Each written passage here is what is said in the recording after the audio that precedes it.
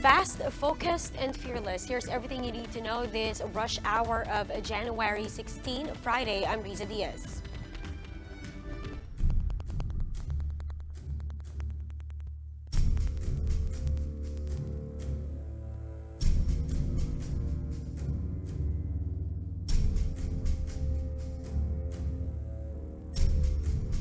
You're looking at live pictures of Taal Volcano as seen from Tagaytay. Now, according to PHIVOLCS, it's currently under a lull condition, but it's definitely not an indication that it's already safe to return to affected areas. In fact, the agency says the Taal may just be recharging and they need more time to assess the volcanic activity. Alert level 4 is still up in the volcano.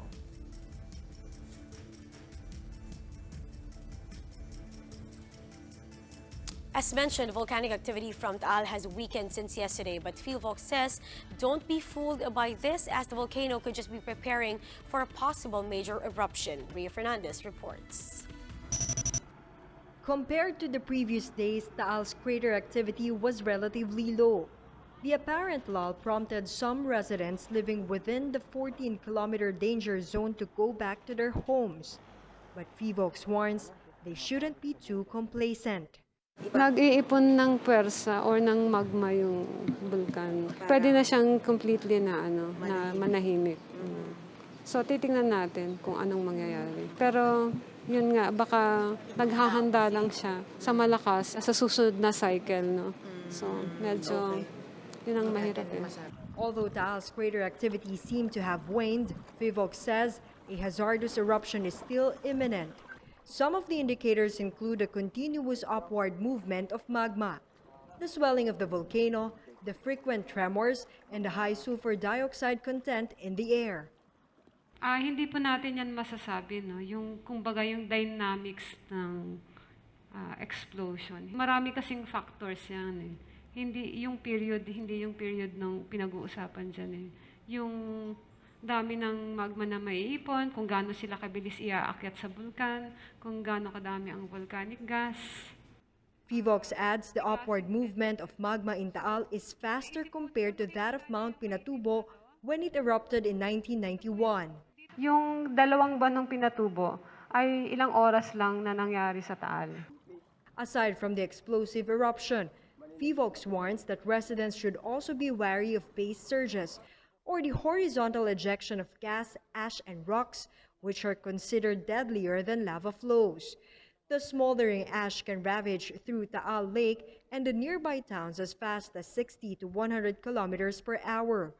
PHIVOLCS reiterates its appeal to residents, stay out of the danger zone. For News 5, Ria Fernandez, We Are One News. Despite the weakened activity of Taal, classes are still suspended in some areas today. These include the whole province of Batangas and Cavite, which are under a state of calamity, and Binyan in Laguna.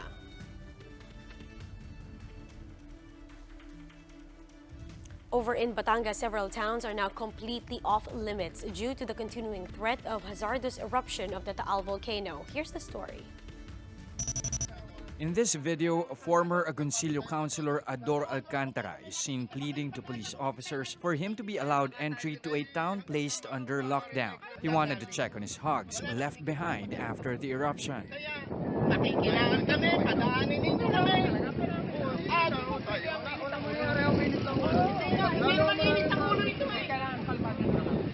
Gaanong katagal tayo magiging kalma? When his request was denied, the furious councilor protested by lying down on the middle of the road covered with ashes.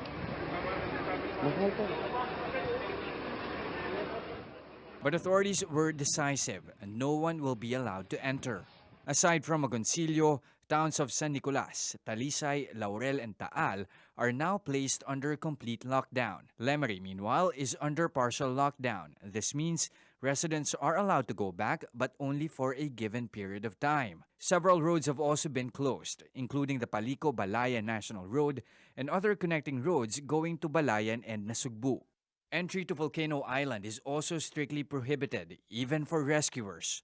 The island's residents have been brought to safer ground in Joeyville subdivision in Balete. Due to the imminent danger, authorities are considering the possibility of a permanent lockdown in the island. Meanwhile, Batangas Governor Mandanas confirmed during the operations briefing that there are enough relief goods for those affected by Taal's continuous unrest. He also said that he is grateful to everyone who has been showing the bayanihan spirit at this time of crisis.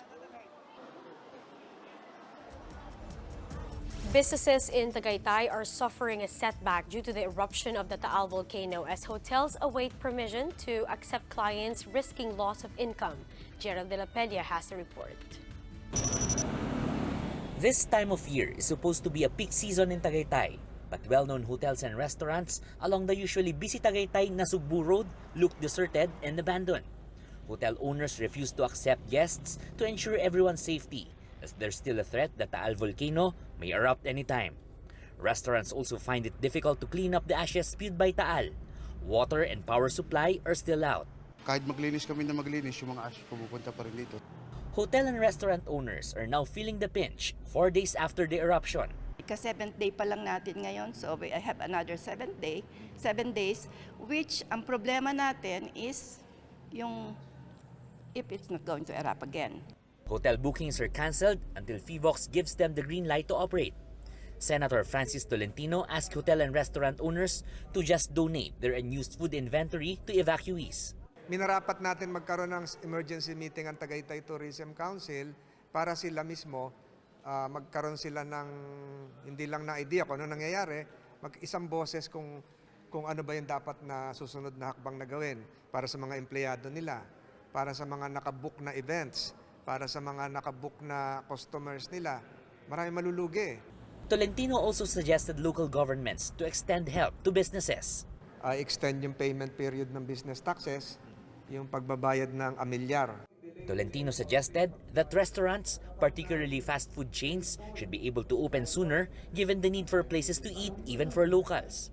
He also said owners of establishments may ask those who were affected by the eruption to help out in cleaning up. For News 5, Gerard de la Peña, we are One News. Amid the ongoing eruption of Taal volcano, Vice President Leni Robredo and OWA Deputy Director Mocha Uson engaged in a whole new round of public bickering. This is in connection to Uson's Facebook post, which claimed that Robredo spent more money on media coverage but only gave away 5 pieces of pandesal and a bottle of water to evacuees. But Robredo called her off, saying the former communications official is just spreading fake news despite still being paid with taxpayers' money. Wala namang masama sa pandesal. Pero parang insulto naman to sa dami ng taong nag-donate sa amin. In fact, nung Lunes na gabi, nagtawag kami ng volunteers. In less than an hour, ang daming dumating sa opisinang volunteers. At yung mga volunteers yung makakasabi kung ano yung laman nung relief packs. And in a nod to their current squabble, Robredo laughed when she noticed something while repacking donated goods for those affected by Taal. Mama na yun nasa likod. Kompleto.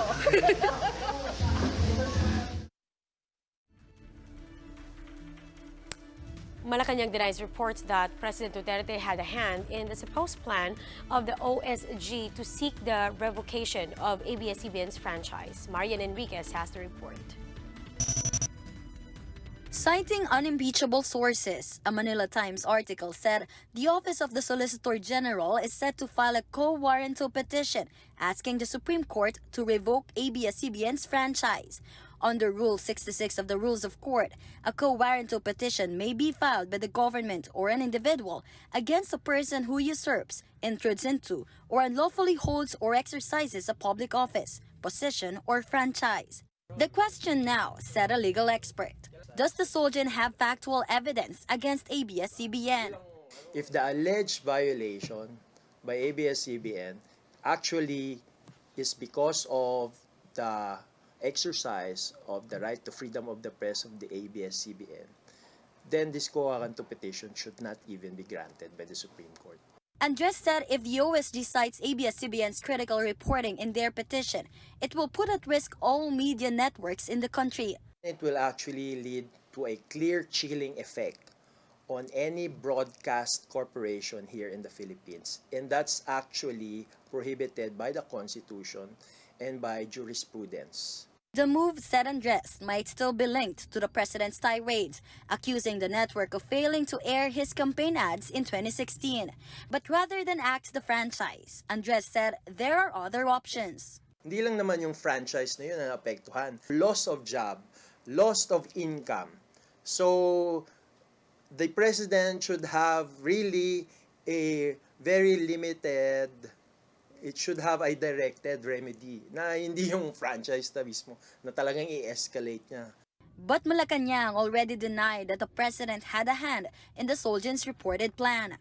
The job of the SolGen is to file the appropriate petitions when he sees or feels that there is a transgression of franchises or any law for that matter. President Duterte had a few choice of words for ABS-CBN December last year, saying the network will definitely be out by next year.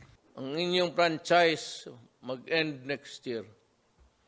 If you are expecting na ma-renew yan, I'm sorry. You're out. I will see to it that you're out. ABS-CBN's broadcast franchise is set to expire in March. For News 5, Marian Enriquez. We are One News. President Duterte was busy throwing yet another set of tirades against Catholic Church officials. In a speech during the anniversary of the Baptist Church in the country, Duterte said his attacks against bishops are only in retaliation for them calling him a heretic. However, the president went on to accuse the bishops of committing several crimes. I hope that some little meteorite will hit all the bishops in the head. Something is wrong with them. Because they started to fight. And they told me that I am a heretic. When I criticize, it's because you are doing it. You are impregnating so many women. You are even killing women.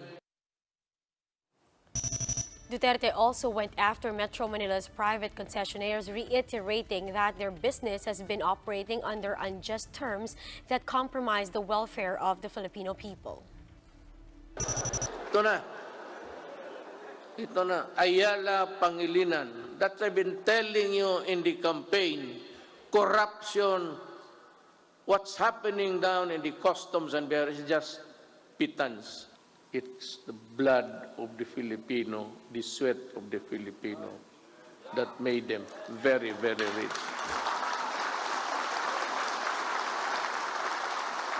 Another provision is that the corporate income tax, they were allowed to pass it on to the consumers. Kaya talaga The president again threatened a government takeover if both Manila and Manila Water refuse to accept the revised concession contract. He hinted that former presidential spokesperson Harry Roque may be the one to face the private enterprises in court. There's no payment coming their way. And so I began to scrutinize the contract. And Harry is here. He will be one of the lawyers who they would be facing, maybe in court. In another event, Duterte vowed to provide further support for the military, specifically the Philippine Air Force. The change of command ceremony saw outgoing Air Force Chief Lieutenant General Rosano Brigues, who is appointed a new head of the country's oil exploration company, while President Duterte welcomed his Brigues replacement, Major General Allen Paredes. Duterte sought honesty from the Air Force and in return,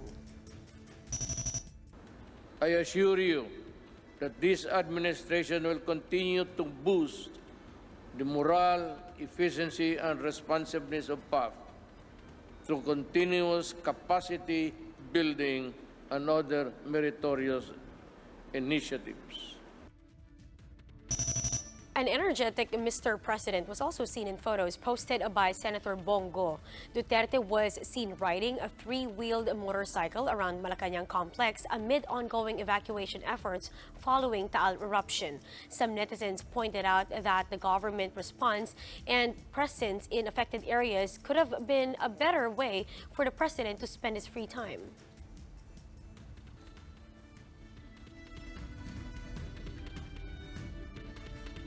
Here are the biggest stories from the dailies. Polio cases in the country has reached 16, with the first one confirmed in Metro Manila. Philippine Star reports that a 3-year-old boy from Quezon City contracted the disease. The Quezon City government has directed its local health department to strengthen its surveillance campaign and vaccination drive following the report.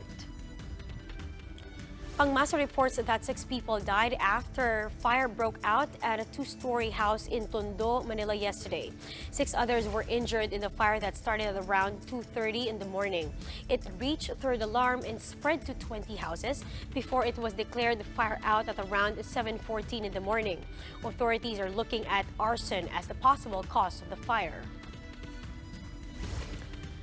And this from the Freeman. Smart rolled out an advisory saying cell phone signal will be blocked in areas where Sinulog festivities will take place.